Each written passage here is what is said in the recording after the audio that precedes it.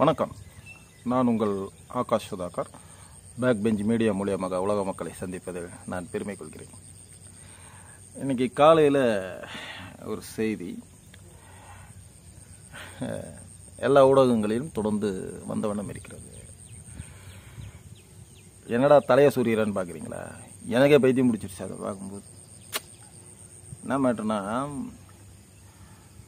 தலைவர் ரஜினிகாந்துடைய அண்ணே சத்யநாராயணா கர்நாடகாவில்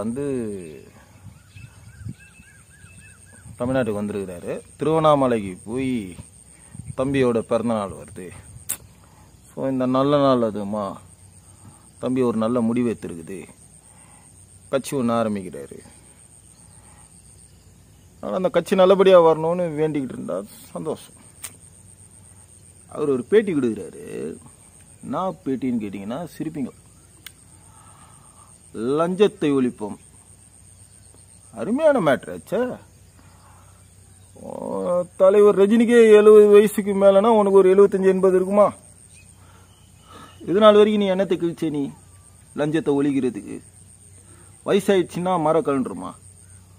அது எப்படி லஞ்சத்தை ஒழிச்சிருவ நீ?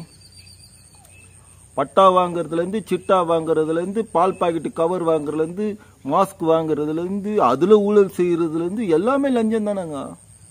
இந்த கை கழுவமே அது பேர் என்ன? சானிடேரியா. ஏதோ ஒரு கர்மம்.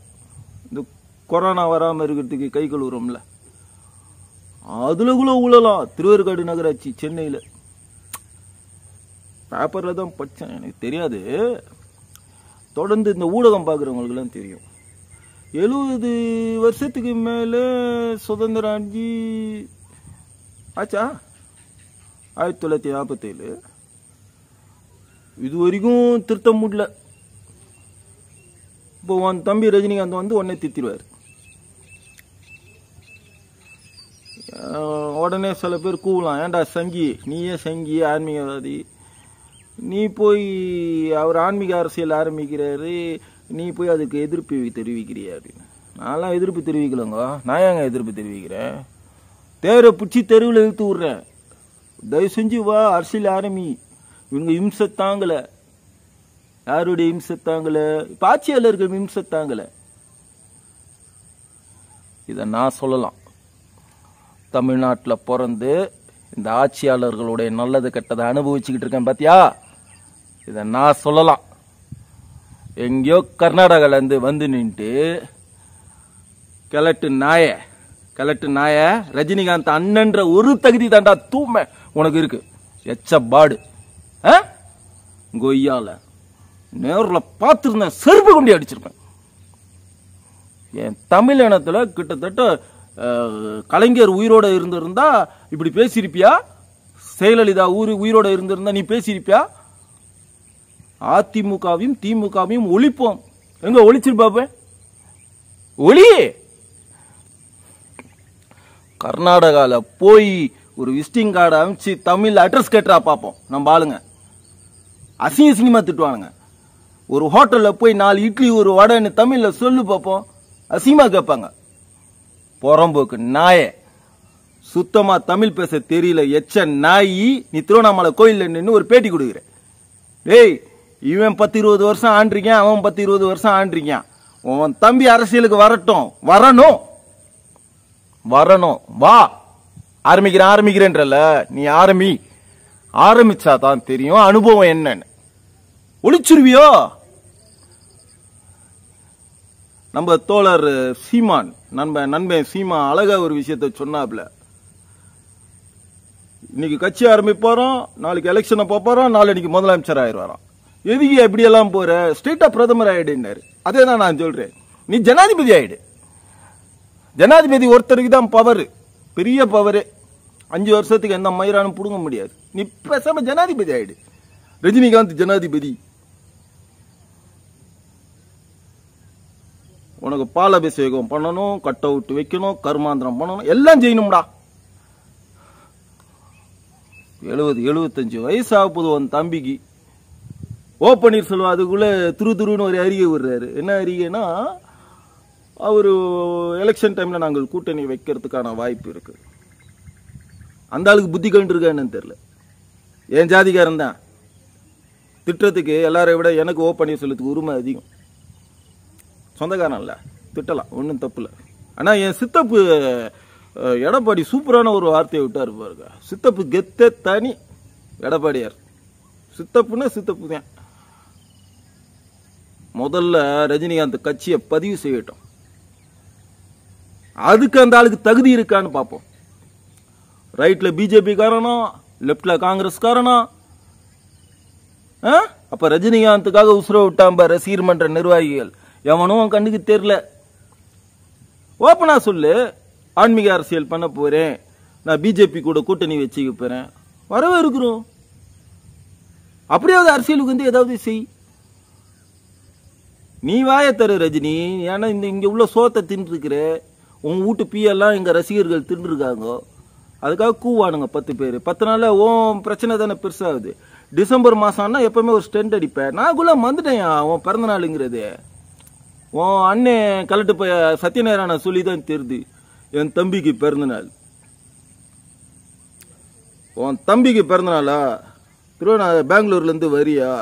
திருவண்ணாமலை சாமியை கையெழுத்து கும்புறியா? இன்னொரு 150 வருஷம் என் தம்பி வாழணும், தமிழகத்தை மாற்றி அமைக்கணும், அப்புறமா ஒரு இது தமிழ்நாடு தேசத்தை கன்னட தேசம்னு பெயர் மாற்றம் செய்யணும், இல்ல விரிவாக்கம் பண்ணணும், தமிழ்நாடுன்னு ஒண்ணு இல்லாம காணாம வைக்கணும். செய்தால் செய்யுங்கயா பைத்தியக்காரங்களா. அதிமுக திமுகவை ஒழிப்போம். போயஸ் கார்டன்ல உன் தம்பி ஒரு பேட்டி ஒண்ணு கொடுத்தாப்புல, ஜெயலலிதா உயிரோட இருந்தப்ப. பழைய அரசியல்வாதிகள் யாருன்னா அந்த கேட்டு பாரியா சத்யநாராயணா. ஜெயலலிதா எதிர்த்து ஒரு பேட்டி ஒன்று கொடுத்தாரு. இவர் காரை மடக்கிட்டாங்கன்றதுக்காக அந்த பேட்டி. நான் இறங்கி ரோட்ல நடந்தா எல்லாமே பிளாக் ஆகுனாரு. பிளாக் ஆச்சு. அடுத்த 3 மாசத்துக்கு போயஸ் கார்டன் வீட்டுல இருந்து ரஜினியால வெளியில வர முடியல. ஜெயலலிதா ஒரு இரும்பு பெண். அந்த அம்மா உயிரோட இருக்கிற வரைக்கும் எல்லாரும் காரி காரி துப்பணும். அந்த அம்மா இறந்த பிறகுதான் தெரிஞ்சது அவளோட அருமையை. எவனுக்குடா புரிஞ்சுது? One man army Jayalalithaa. கருணாநிதினு ஒருத்தர் இருந்தார். இருந்த வரைக்கும் உள்ளங்கையில் எல்லாரையும் அடக்கி வச்சிருந்தார். அந்த ஆள் போய் சேர்ந்து கடல்ல தூங்கிட்டு இருக்கிறாரு மெரினா பீச்சில். நீங்கெல்லாம் கூவுறீங்க. இதோ வந்துகிட்டு தானே இருக்குது. ரொம்ப நாள், இன்னொரு 20 நாள். 30ஆம் தேதியா 1ஆம் தேதியா தானே உன் தம்பி கட்சி ஆரம்பிக்கிறேன்னு சொல்லிச்சு. பார்ப்போம் இவர் வந்து யார் மயிரை புடுங்குறாருன்னு.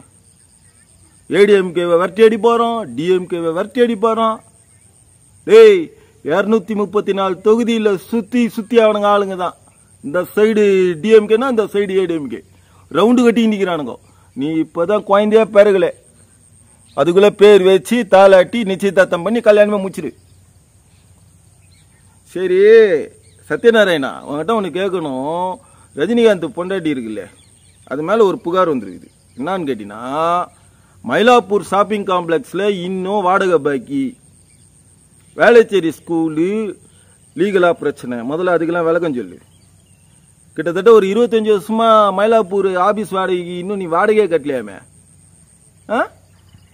ராகவேந்திர கல்யாண மண்டபத்துக்கு இன்னும் கார்பரேஷன் வரியே சரியா கட்டலையாமே. அதெல்லாம் ஒழுங்கா கட்டுங்க. லஞ்ச லாவணியம் அதுல கரெக்ட் பண்ணு. ஒவ்வொரு ரஜினிகாந்த் படம் ரிலீஸ் ஆகும் போதும் உன் சம்பளம் என்னன்னு வெள்ளை அறிக்கை விட முடியுமா? உன் தம்பியை விட சொல்லு. கலட்டு பாயல. தமிழ்நாட்டுக்கு வந்தியா சாமியை கும்பிட்டியா போனியான்னு இருக்கணும். திமுக அதிமுக பத்தி நாங்க திட்டுவோம்டா, கழுவி கழுவி நாங்க ஊத்துவோம். ஏன் என்ன பண்றது? அவன் நல்லவன் கெட்டவெல்லாம் எங்களுக்கு தெரியாது. எங்க 8.5 கோடி மக்கள் மாத்தி மாத்தி அவனுங்களுக்கு ஓட்டு போட்டு அவங்க ஆண்டாங்க. அவங்க ஆண்டதை நாங்களும் அனுபவிச்சிருக்கோமே, விட்டு கொடுக்க முடியாது. ஆனா நீ யாரு? நீ யாரு? டூரிஸ்டர். நீ ஒரு டூரிஸ்டர். தமிழ்நாட்டுக்கு வந்து போற நாய், கலட்டு நாய். கலட்டு நாய உனக்கு எதுக்குடா தேவையில்லாத வேலாம்? இன்னொரு வாட்டி எங்கன்னா மைக்கு பிடிச்சி பேட்டி கட்டி கொடுத்து பாரு. இதை விட கழுவி கழுவி ஊத்திட்டு இதை 4 சேனல் வேற டெலிகாஸ்ட் பண்றாங்க. ரஜினிகாந்த் அண்ணன் பேட்டி கொடுத்தார். நீயும் உன் தம்பியெல்லாம் வந்து ஆட்சியை மாற்றம் பண்ணிடுவீங்க. பார்க்க தானே போறோம். உன் தம்பி லாஸ்ட் மினிட் என்ன செய்கிறாருன்னு. இப்பவும் சொல்கிறேயா, தேரை பிடிச்சி தெருவில் இழுத்து விட்றதுக்கு தான் இவ்வளவு பேசிக்கிட்டு இருக்கீங்க. உன் தம்பி கட்சி ஆரம்பிக்கணும், மாற்றம் என்னன்னு இந்த 8.5 கோடி மக்கள் உணரணும்.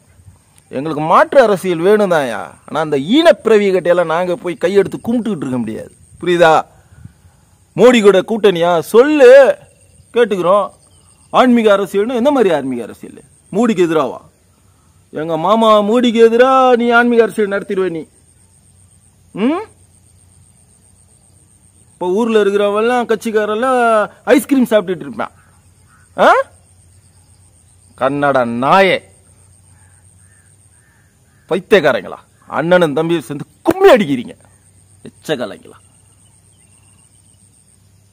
நல்லது செய், நாட்டுக்கு சிறப்பா செய், ரசிகர்களை ஏமாத்தாதீங்க. அதே சினிமா துறையில தான் இருந்துகிட்டு இருக்கேன். உங்களுடைய கேப் மாதிரி தனால எனக்கு தெரியும்.